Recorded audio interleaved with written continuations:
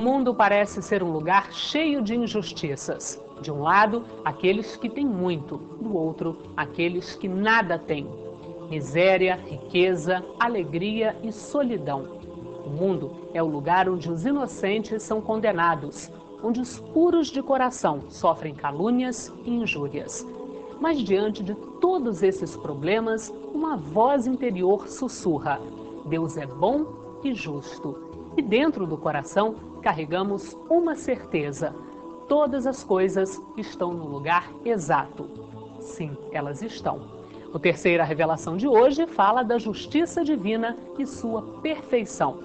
Você vai ver o advogado espírita Hélio Loureiro explicar a diferença entre a justiça dos homens e a justiça de Deus. Quando começamos a perdoar, e o perdão é um dos filhos diletos do amor, nós vamos ter uma sociedade mais justa. E ainda, reportagens, livros, o Espiritismo Responde e o quadro Evangelho no Ar.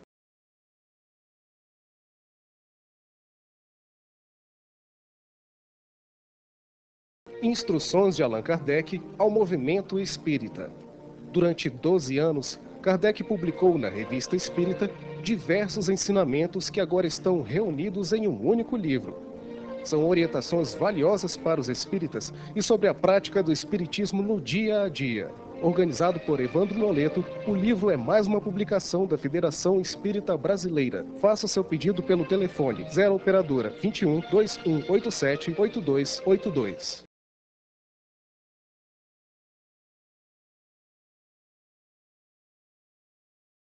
A justiça humana é uma cópia imperfeita da justiça divina.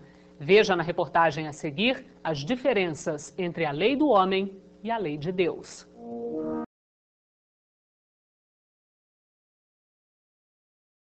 Hoje, para nós, o que eu gostaria que fosse mesmo, entendeu? Fosse uma coisa que realmente não ficasse só do papel. Se a pessoa faz, ela tem que ser julgada, entendeu? Não é ser solta daqui a pouco, meia hora tá solta. Se ela tá errada, ela tem que ser processada, tem que estar na lei certa. Se no país os bens de riqueza fossem bem divididos como seria, aí seria uma das melhores justiças. Bem, nós vivemos uma sociedade humana onde as relações humanas são fundamentais. E essas relações precisam ser regulamentadas, porque a liberdade plena é a liberdade das feras. Essa regulamentação, que é o Estado de Direito, é exatamente o estabelecimento de regras para que as pessoas possam conviver de uma forma satisfatória. E a justiça perfeita, ela só poderá ser criada, as leis perfeitas só poderão ser criadas por homens perfeitos. No dia em que nós tivermos homens perfeitos para criarem leis perfeitas, nós nem vamos precisar mais de leis. De acordo com o direito, justiça é a virtude de dar a cada um o que é seu. É a faculdade de julgar segundo a melhor avaliação. A justiça divina, que é perfeita, tem como base a lei de causa e efeito, e por isso os bons espíritos asseguram: o verdadeiro justo é aquele que pratica o amor ao próximo e a caridade, sem o que não há verdadeira justiça. Ou como disse o Cristo: faça aos outros o que gostaria que lhe fizessem. Porém, quando o homem afasta o pensamento de Deus, também se afasta da justiça divina.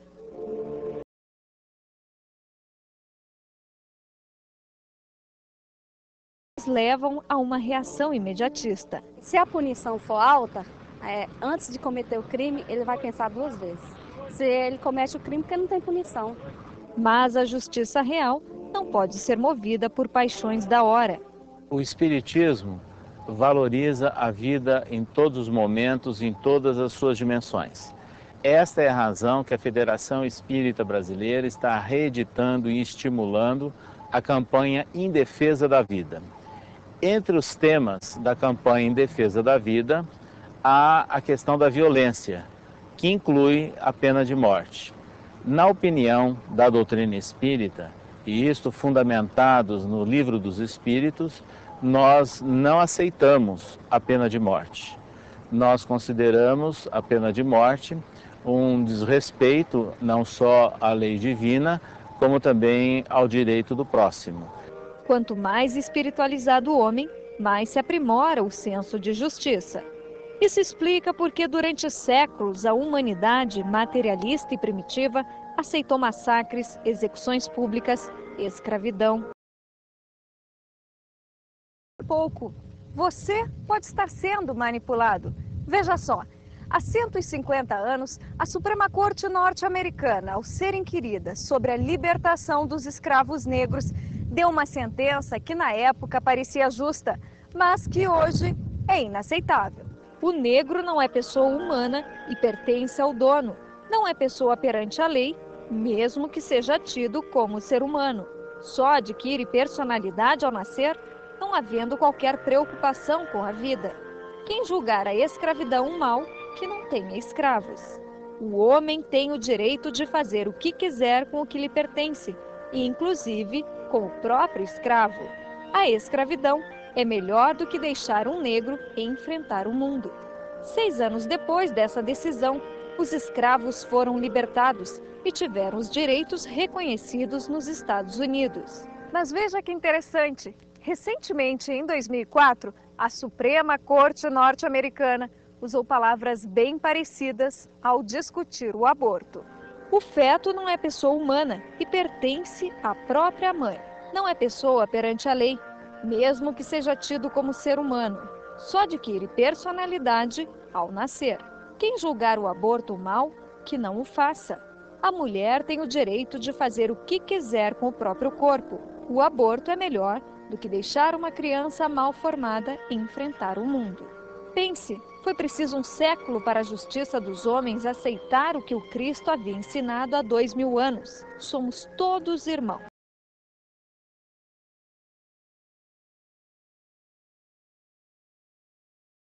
Quanto tempo vamos esperar para que a justiça humana, mais uma vez, se curve à lógica da lei de Deus?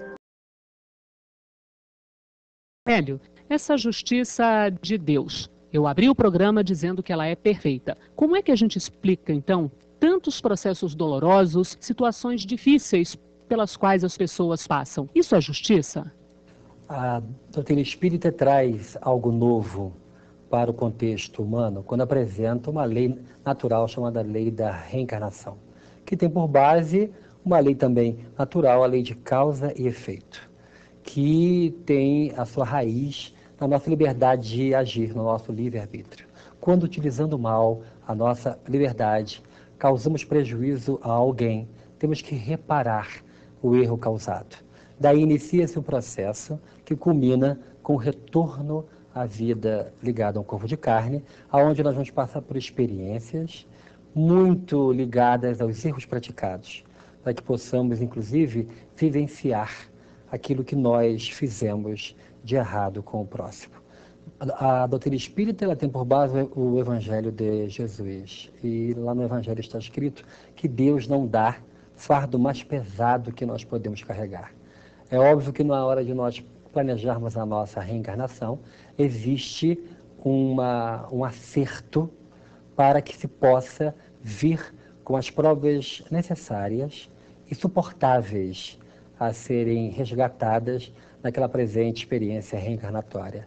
Alguma das vezes existe realmente uma sensação de que algo mais forte está nos impulsionando a perder aquela experiência. Só que a bondade divina do que a nossa própria concepção de entender tudo isso. E a misericórdia de Deus age, nos dando forças e bom ânimo para que possamos suportar essas provas. Algumas pessoas dizem o seguinte, que a justiça divina ou a justiça de Deus acaba por se concretizar ou se realizar nessa mesma vida, ou seja, algo como a que se faz, a que se paga. Podemos, numa mesma encarnação, cometer esses erros e nessa mesma encarnação pagar, se é que se pode usar essa expressão, alguns deles?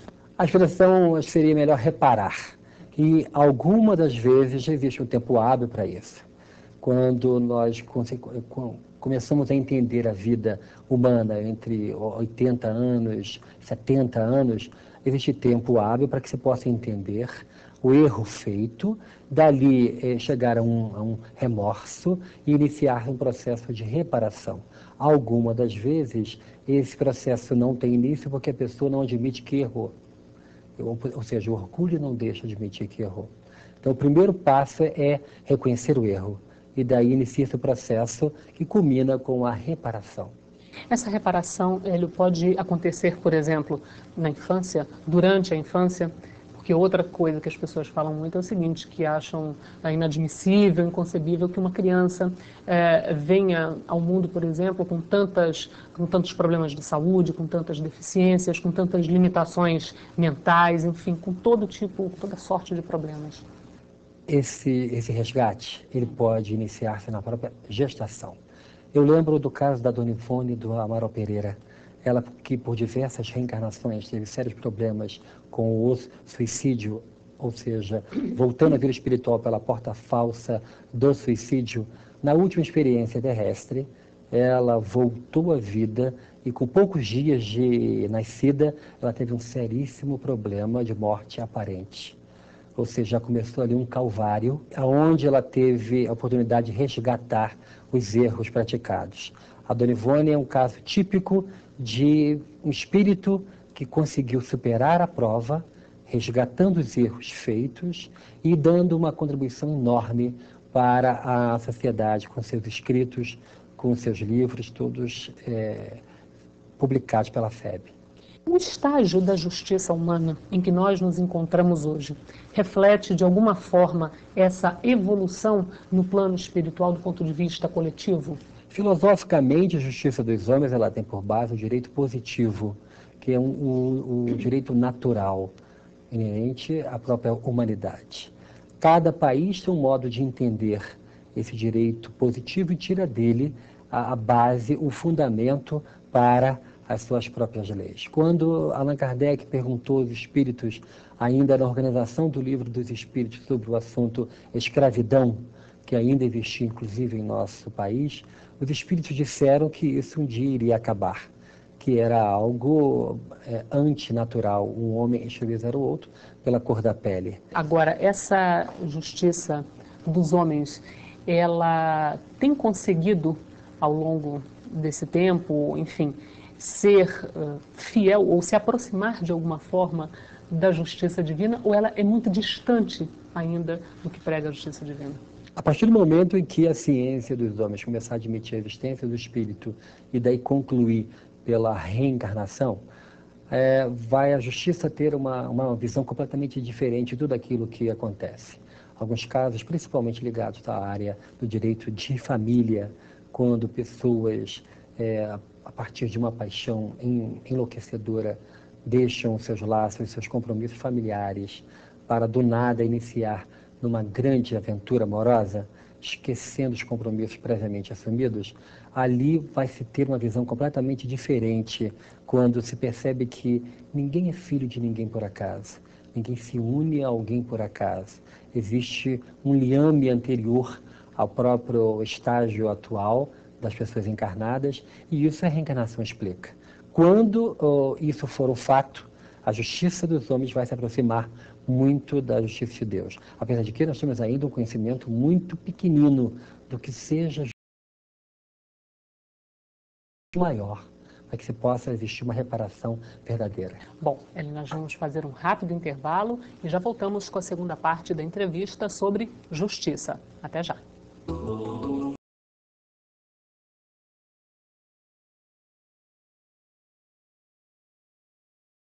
Chegou a hora do seu filho conhecer o cãozinho Rex e seu melhor amigo André.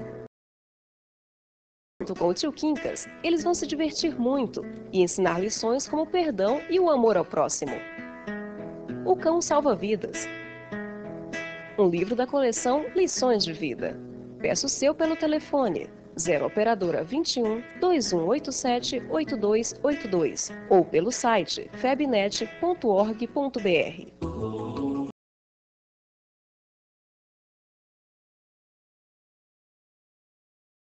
Voltamos para a segunda parte da entrevista sobre justiça. O meu convidado, Hélio Ribeiro, que é diretor de unificação da Federação Espírita do Rio de Janeiro.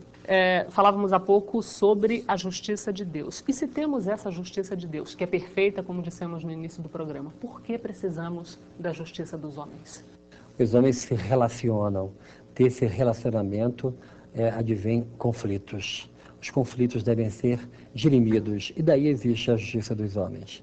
Allan Kardec fez uma análise muito apurada sobre isso e colocou o assunto justiça divina no livro Céu e o Inferno, um livro básico que está fazendo 140 anos. Ele faz parte da base do conhecimento espírita e ali se tem uma noção clara daquilo que Jesus nos ensinou, a cada qual segundo as suas obras. Hélio, o que representa hoje um obstáculo para a nossa evolução na compreensão da justiça divina? Ainda vamos tocar na tecla do orgulho. Ainda temos ainda uma concepção muito pequena do que seja a própria divindade. A doutrina espírita nos apresenta um Deus amoroso, participativo, que está presente em nossas vidas em todos os instantes. Porém, a grande maioria dos homens barganha com Deus. E isso a gente percebe que é algo inconcebível. Quando começarmos a entender que nós estamos colhendo aquilo que nós estamos plantando, nós vamos entender perfeitamente aquilo que Paulo de Tarso nos ensina na carta aos Efésios. De Deus não se zomba, aquilo que o homem semear, isso colherá.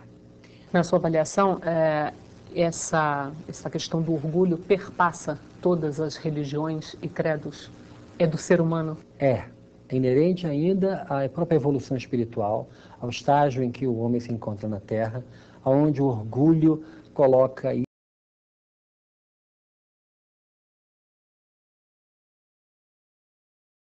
próprio relacionamento entre os homens e o relacionamento dos homens para com Deus.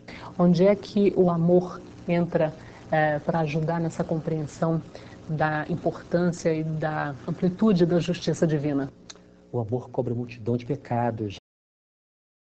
Começamos a amar, nós começamos a compreender e começamos a perdoar. Quem ama, perdoa. E quem perdoa, releva, esquece. Não busca o revide. Quando não buscarmos o revide, deixarmos que a criatura que cometeu algo contra nós, ela própria, ela vai cair em si um dia e ela vai concluir que aquele fato equivocado gerou alguma coisa de ruim, ela própria vai ter em si meios e modos para reparar isso. Quando começamos a perdoar, e o perdão é um dos filhos diletos do amor, nós vamos ter uma sociedade mais justa. A justiça divina se assenta em quais pilares básicos? A justiça divina, ela se assenta na lei máxima, que é a lei de amor, justiça e caridade.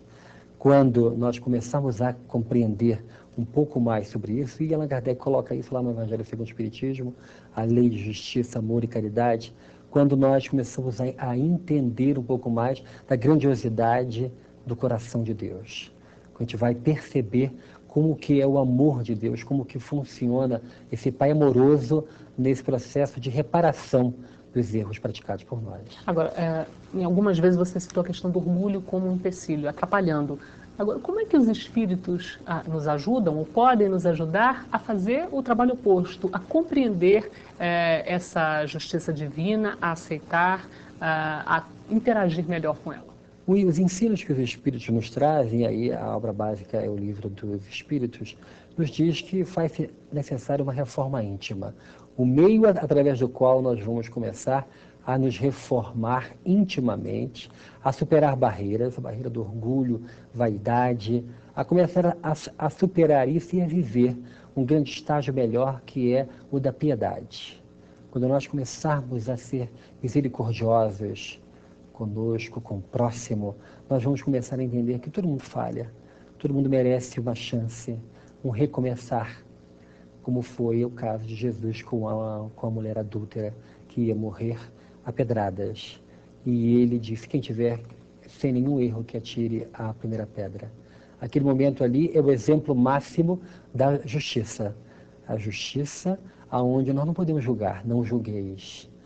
onde nós temos que aprender a sermos fiscais da nossa própria conduta e não fiscais da conduta alheia, a cada qual será dado conforme as suas obras. Ou seja, nós temos que fazer com que comecemos a praticar o bem. Fazer o bem sem olhar a quem, exigir nada em troca, colocar o bem no nosso dia a dia, usar frases, pensamentos, palavras que construam, deixar as críticas de lado, buscar sempre um lado positivo naquela pessoa que está sendo criticada, buscar entender. A compreensão, o amor e o perdão são as chaves para a gente começar a viver um estágio melhor, bem próximo à justiça de Deus. Hélio, muito obrigada por essa sua entrevista. Eu que agradeço.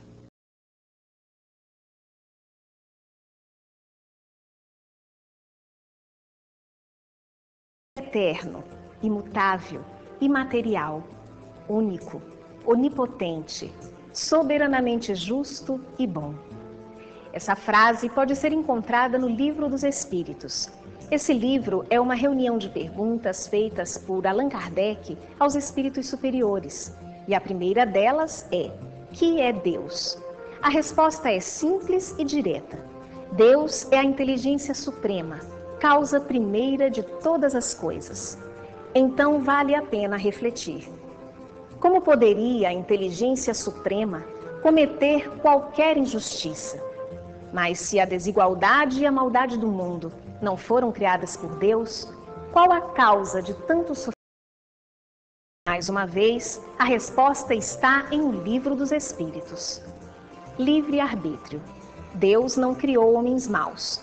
Criou a todos simples e ignorantes. Os que são maus agem por vontade própria.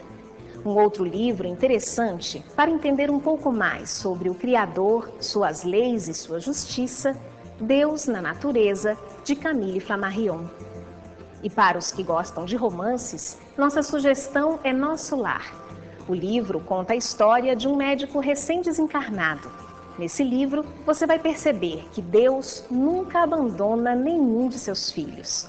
Aproveite as dicas e boa leitura. No próximo bloco, o Espiritismo Responde, o Evangelho no Ar e uma reportagem sobre aborto.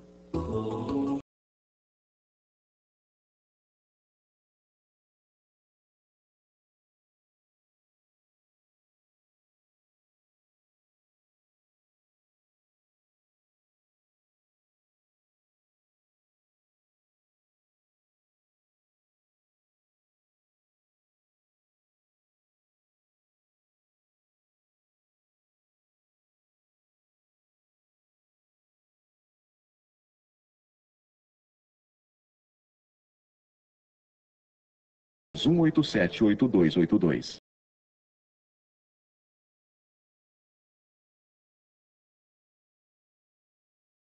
Pesquisa realizada na Universidade de Oslo, na Noruega, mostra que abortos voluntários podem causar sofrimentos psicológicos que levam pelo menos 5 anos para serem superados. Os cientistas constataram que 10 dias após o abortamento, 47,5% das mulheres que tiveram aborto espontâneo apresentaram sinais de sofrimento mental. Esse número diminuiu para 22,5% após 6 meses. Depois de 5 anos, apenas 2,6% das mulheres apresentavam sequelas. Mas no grupo das mulheres que provocaram aborto, das 30% que registraram sofrimento nos 10 primeiros dias, quase todas, 25,7%, continuavam psicologicamente abaladas 6 meses depois. E mesmo após 5 anos do aborto, o sofrimento mental ainda era intenso para 20% das mães.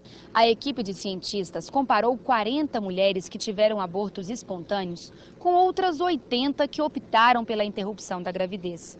Os resultados reforçam a importância de se oferecer às mulheres informações sobre os efeitos psicológicos do aborto premeditado. O movimento espírita tem participado ativamente da luta contra o aborto. Enquanto parlamentares tentam aprovar o projeto de lei que descriminaliza o aborto, deputados e senadores da Frente Parlamentar em Defesa da Vida tentam mostrar aos colegas de Congresso a importância de proteção dos bebês indefesos nas barrigas das mães. O direito à vida é um direito constitucionalmente garantido como um direito inviolável do ser humano. A partir da concepção, a vida existe como uma forma humana e nós temos que preservá-la. Nós não podemos aceitar de forma nenhuma que se comece um movimento de que a vida possa ser desrespeitada em qualquer circunstância. Diante da decisão de legalização do aborto, o movimento espírita continua defendendo sua posição a favor da vida.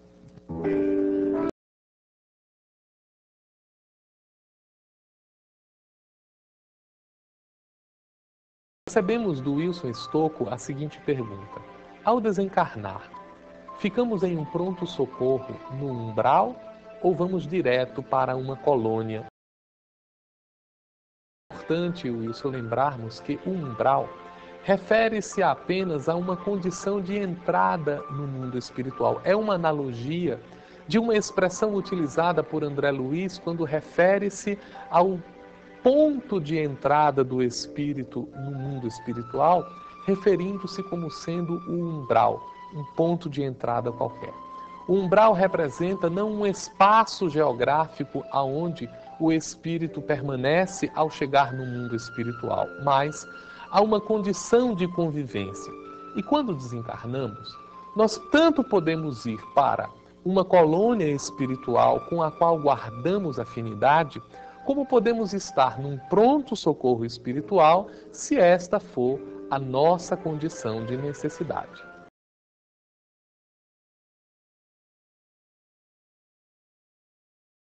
Bem-aventurados os que têm puro coração, porquanto virão a Deus. Bem-aventurados aqueles que têm suavidade no coração. Bem-aventurados aqueles que tratam com lhaneza, com gentileza, mas sincera, não com a fraternidade formal, não com o chamado espírito de solidariedade, mas somente, de novo repetindo, movido pela intelectualidade, pelas circunstâncias, pela posição, pelo dever social ou profissional. Bem-aventurados aqueles que têm suavidade no coração. São muito poucos.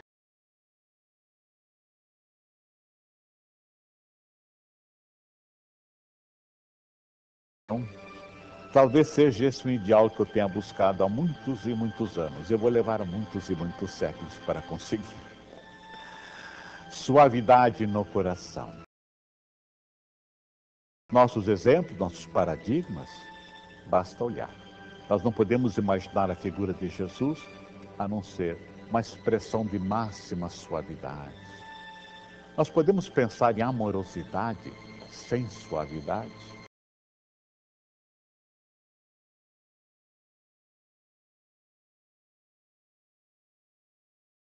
Se nós tivéssemos desenvolvido dentro de cada indivíduo um pequeno índice de mansidão, de mansuetude, nós não teríamos que estar fazendo campanhas contra guerras e nem campanhas a favor da paz.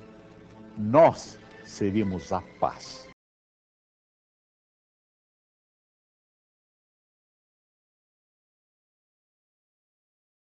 A terceira revelação de hoje está no fim. Se você tem alguma dúvida sobre a doutrina espírita e quiser que ela seja respondida por André Siqueira no quadro O Espiritismo Responde, escreva para nós. Mande a sua pergunta e dê a sua sugestão. O nosso e-mail é tv@febnet.org.br. Tenha uma ótima semana e muita paz.